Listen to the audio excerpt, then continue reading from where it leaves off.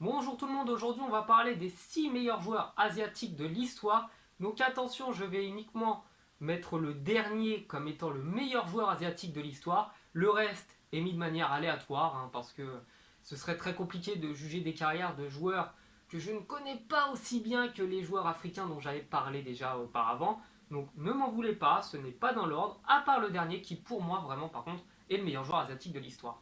Donc le premier joueur dont je vais vous parler est Honda, c'est un japonais. Il a été un des jeunes espoirs du championnat japonais avant de partir au CSKA Moscou, d'y devenir le premier japonais de l'histoire à évoluer dans le championnat de Russie avant d'aller en Italie au Milan AC où là par contre je pense qu'il s'est un petit peu perdu. Donc le joueur a vraiment disparu de la circulation malheureusement, mais ça ne veut pas dire qu'il n'y aura pas un jour où il reviendra en Europe pour faire de grandes choses. Ensuite, je vais vous parler de Kagawa, donc là aussi un japonais qui a remporté 2 championnats d'Allemagne avec Dortmund, qui a remporté également le championnat d'Angleterre, qui fait partie vraiment de ces joueurs japonais extrêmement talentueux, qui portent leur sélection, qui s'est fait pas mal voir pendant la Coupe du Monde d'ailleurs. Donc Kagawa est pour moi aussi un des meilleurs joueurs asiatiques de l'histoire. Donc le troisième joueur dont je vais vous parler est Park Jin-sung.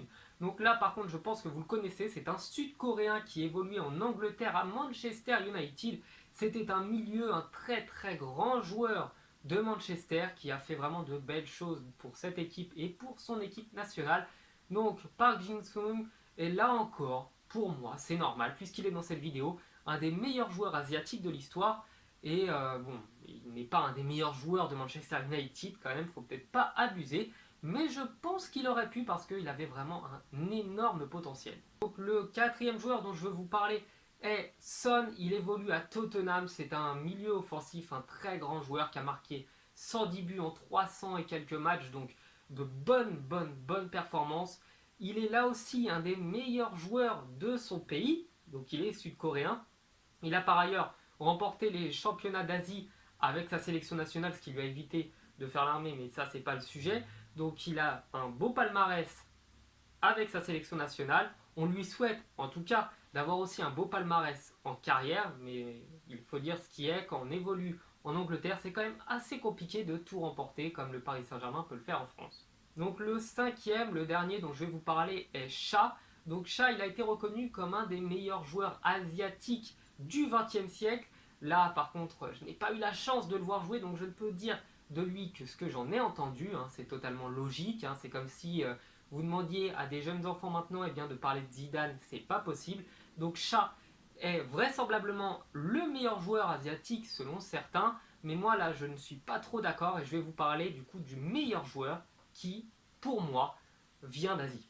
Donc pour moi le meilleur joueur asiatique de l'histoire, même si là tous les autres dont je vous ai parlé je les ai mis vraiment de manière aléatoire, est Zing, Jambe d'Acier. Donc il y a eu un film qui a parlé de sa vie qui s'appelle Shaolin Soccer. Donc comme vous vous en doutez, c'est un ancien moine qui a allié le football à la maîtrise des arts martiaux. Donc il est capable de frapper à plus de 300 km/h. J'ai d'ailleurs vu dans le film qu'il a remporté vraisemblablement la Coupe du Monde contre la Evil Team qui était dopée, lui ne l'était pas. Donc un joueur qui arrive même à vaincre les vilains dans les films. Donc pour moi c'est le meilleur joueur asiatique de l'histoire, même si certains viendront me dire qu'il n'a pas existé, mais moi avec ce que j'ai vu à la télé, je peux vous assurer que le mec a existé. Et bien voilà, j'espère que la vidéo vous aura plu, n'hésitez pas à vous abonner, n'hésitez pas à me donner vos avis dans les commentaires. Je vous dis à la prochaine pour une nouvelle vidéo, ciao.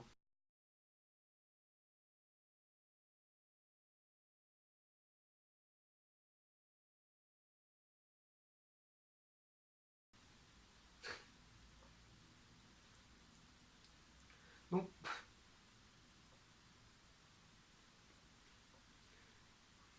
donc,